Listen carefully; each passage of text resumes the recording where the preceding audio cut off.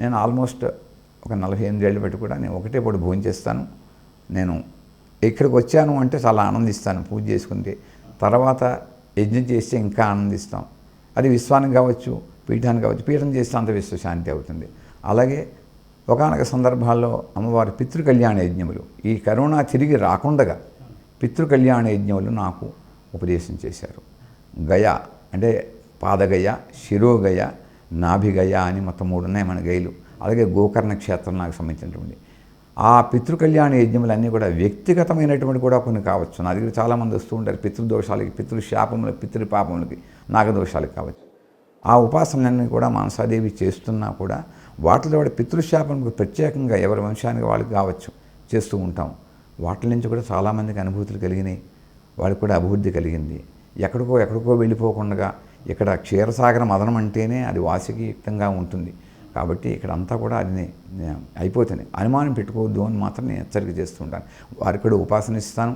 దానికి తగినటువంటి నాగదేవతారాధన కావచ్చు, పితృకళ్యాణ యజ్ఞములు అది నాకు ప్రత్యేకంగా ఇచ్చారు. అలాగే గోకర్ణ క్షేత్రంలో ఉండేటువంటి ఆత్మలింగేశ్వరం, తామరగౌరి ఉపాసన కూడా నాకు ఇచ్చారు అమ్మవారు. ఆ ఉపాసన ద్వారా కూడా అది కూడా పితృకళ్యాణ యజ్ఞములు, దట్ ఈస్ ఫైనల్ రిచువల్స్ అంటారు. ఇంకా అక్కడ చేసినట్లయితే ఇంకెవరికి ఎక్కడ ఏం చేయక్కర్లేదు. అలాగే రామచంద్రమూర్తి తన పితృదేవతలకి పిండ ప్రదానం చేస్తే అవి పురుగులు పట్టిపోతుండేవి. అవి నరముఖ గణపతి అని ఉంది, తిరునల్లారి దగ్గరలో ఎక్కడో ఉంటుంది దేవాలయం. అసలు మనకు తెలియని కూడా తెలియదండి. ఈ పితృకళ్యాణ యజ్ఞాలు చేసేటువంటి నేపథ్యాల్లో నాకు అమ్మవారు ఆ దివ్య సందేశాన్ని కూడా అందజేశారు. అక్కడ రామచంద్రమూర్తి అప్పుడు పిండ ప్రదానం శివుడికి తపస్సు చేస్తే అక్కడ ఆయన కళ్ళలో కనపడి ఇక్కడ పలానా చోటకి వెళ్ళి పిండ ప్రదానం చేసినట్లయితే నీ పితృదేవతలందరూ కూడా ఊర్ధ్వలోకాలకు వెళ్తారు అని వారు చెప్తే అక్కడ పిండ ప్రదానం చేయగా అవన్నీ కూడా శివలింగములు అయిపోతే అది అంతా కూడా నాకు తెలియదు అండి. అసలు నాకు పురాణయుక్తంగా ఎక్కడ మనకు తెలియదు. కానీ ఆ దివ్య సందేశంతో ఆ మంత్రానుష్ఠానం అంతా కూడా ఎప్పటికప్పుడు వారు అందజేస్తూ ఉంటారు. ఇప్పటికీ నాకు అత్యాశ్చర్యంగా ఉంటుంది. అనేక రకములైనటువంటి పాంచభౌతిక ఉపాసనలు మాత్రమే నాకు చెబుతున్నారు. నేను అందుకే అందరికీ చెబుతాను, మీరు ఎవరైనా సరే మీరు అందరూ కూడా పంచభూతములను ఎవరైతే ఆరాధన చేస్తారో వాళ్ళకి ప్రతిదీ కూడా ఇష్టకార్య సిద్ధి అవుతుంది. పంచభూతములు శాంతి పొందకుండగా మనం అందరం ఎక్కడి నుంచి వచ్చాం? పంచభూతముల నుంచే వచ్చాం. పృథ్వీలోకి వచ్చాం, మళ్ళా ఎక్కడికి వెళ్ళిపోతాం? గాలిలో ఆకాశానికి వెళ్ళిపోతాం. మళ్ళీ అక్కడి నుంచి అండము పిండము బ్రహ్మాండంలోకి వస్తుంది. మళ్ళీ అదే పిండము తల్లి గర్భంలోకి వెళ్ళి మళ్ళా విశ్వంలోకి వస్తుంది. ఇది చిదంబర రహస్యం అందరికీ తెలిసిందే. కాకపోతే ఇది మానవ జీవితానికి దగ్గరగా ఉన్నటువంటి ఒక సూక్ష్మత. అంటే మనందరం కూడా ఎవరికి కనెక్ట్ అయ్యి ఉంటామంటే పంచభూతములకు కనెక్ట్ అయ్యి ఉంటాం. ఈ పంచభూతములు ఒక తల్లి గర్భంలో మనకి DNA అంటాం, జెనెటిక్ వ్యాధులు అంటాం. ఇవన్నీ కూడా మనకి దేవతల కంటే కూడా పితృదేవతలకు ఎక్కువ ఆరాధన చేయాలి. పితృదేవతారాధన చేసినట్లయితే మనం దేవతారాధన చాలా సుస్పష్టంగా ఉంటుంది. మరి దేవతారాధన అనేక మందికి లభ్యం కావచ్చు. కానీ మనం భూమి మీద నుంచుంటున్నాం, గాలి పీలుస్తున్నాం, మన ఆకలేస్తే జఠరం ద్వారా అగ్ని ద్వారా అన్నం తింటున్నాం, వాయువు పీల్చేస్తున్నాం, మనం మాట్లాడిన శబ్దాలన్నీ గగనంలోకి వెళ్ళిపోతున్నాయి. అంటే పంచభూతములు ఆరాధన చేసిన వాళ్ళకి ఎవరికైనా సరే వారికి ప్రకృతి పురుషులు, వారి శివకామేశ్వరులు అనుకోండి, లక్ష్మీనారాయణలు అనుకోండి, ఏ రూపం పెట్టినా అంతా బ్రహ్మం ఉన్నదే ఒకటి. ఆ ఒకటి ఏంటంటే ప్రత్యక్షమైనటువంటి సవిత్ర సూర్యనారాయణ జ్యోతి స్వరూపమే. ఏ జ్యోతి బయట మనలో ఉన్నదో ఆ జ్యోతి పరమాత్మ కలిసినప్పుడు అదే జీవాత్మ పరమాత్మ సంయోగం, అదే ముముక్షత, అదే ఆత్మజ్ఞానం.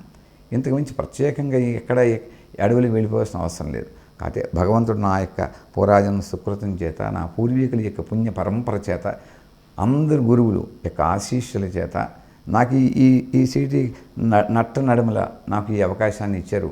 నాతో పాటుగా అనేక మందికి ఇక్కడ ఎక్కడికి వెళ్ళకుండా సాధ్యమైన మటుకు ఇక్కడనే వాళ్ళు ఉపాసన చేసుకునే మార్గం చెప్పి ఇటీవల ఇంకా అడ్వాన్స్డ్గా చెప్తాను. మీరు ప్రత్యేకంగా ఇది చేయించుకోవాలని అనుకోవద్దు. ఒకసారి ఇక్కడికి వచ్చి మీరు కూర్చుని మీ ధ్యానాన్ని మీ దానిని మీరు అలవర్చుకోండి. తద్వారా మీరు మీ కుటుంబంలో చల్లగా ఉంటాయి. ఎవరో ఏదో చేస్తారని ఉండదు. లలితా సహస్రనామంలో అమ్మవారు చెప్తారు, అంతర్ముఖ సమారాధ్య బహిర్ముఖ సుదుర్లభ. నీలో లేనటువంటిది ఎక్కడా రాదు, ఎక్కడా దొరకదు, నీలోనే అన్నీ ఉన్నాయి. అది ఎక్కడో ఒక చోట నీకు ఒక గురువు తటస్థపడతాడు. ఒకవేళ గురువునే నీకు ఆశ్రయించి తటస్థపడినటువంటి పరిస్థితి ఉంటే దత్తాత్రేయ స్వామి వారు చెప్పినట్టుగా వారు ఏదో రకంగా నీకు అది తప్పకుండా ప్రబోధం చేసి నిన్ను వారు ఉద్ధరిస్తారు. ఇది సత్యం. అలా ఉంచితే నాకు 25 డిసెంబర్ దత్త జయంతి రోజుని పూర్వం ఒక రోజుని నాకు ఈ సిద్ధిమంగళ స్తోత్రం అని చెప్పి శ్రీపాద శ్రీవల్లభ స్వామి వారి యొక్క తాతగారు రాసి ఉన్నారు. అది నేను చాలామందితోటి అది ఎప్పుడు కూడా పారాయణ చేస్తూ ఉంటాను. ఎందుకంటే అది సూక్ష్మ వాయుమండల రూపంలో అందరి భక్తులకి ఈ కలికాలంలో సూక్ష్మంగా చక్కగా పారాయణ చేసుకునేటువంటి మార్గం. అది దానివల్ల అత్యంత గురుభక్తి కలగడమే కాకుండా వాళ్ళకు ఉండేటువంటి కర్మ సిద్ధాంత ప్రకారంగా కర్మ కూడా తక్షణమే అయిపోతుంది. ఎందుకంటే దత్తాత్రేయులు గారు స్వయంగా చెప్పారు, కర్మని ఆయన ఒక్కరు మాత్రమే మార్చగలరు. అది ప్రత్యక్ష గురువా పరోక్ష గురువా అనేది నీ నమ్మకాన్ని బట్టి నీ విశ్వాసాన్ని బట్టి ఉంటుంది. అది ఏం పర్లేదు. కానీ ఏదో గురువు మీద నువ్వు భక్తిని పెట్టుకోవాలి. గురువు యొక్క నిత్య దైవ శైలి మీదో వారి యొక్క వ్యక్తిగత జీవితాల మీదో మనం ఎప్పుడు కూడా వెళ్ళకూడదు. గురు సేవ గొప్పది. ఒకవేళ నీ చేయకపోతే దత్తాత్రేయ స్వామిని చించుకో. ఆ నేపథ్యాల్లో వారు నాకు ఈ శ్రీ గురురత్నమాలికా స్తోత్రం అని చెప్పి నాకు అది రాయమని చెప్పారు. అది రాస్తే అది రాసి ఆ కారికలన్నీ కూడా వారు నాకు ఉపదేశం చేశారు. దాంట్లో స్మతృగామి సనోవతు స్మతృగామి వాసుదేవానంద సరస్వతి స్వామి వారిని టెంబే స్వామి అంటారు వారిని. వారు పరిపూర్ణమైనటువంటి దత్తావతారం. వారి స్తోత్రాలు కూడా ఉటంకించారు ఆ శబ్దాన్ని. నేను అలా అని కూడా చెప్పలేదు. కానీ ఆ స్మతృగామి అంటే తల్లిలాగా వెంటనే వచ్చి మన్ని ఆదరించి మన్ని కాపాడేటువంటి వాడు అని అర్థం.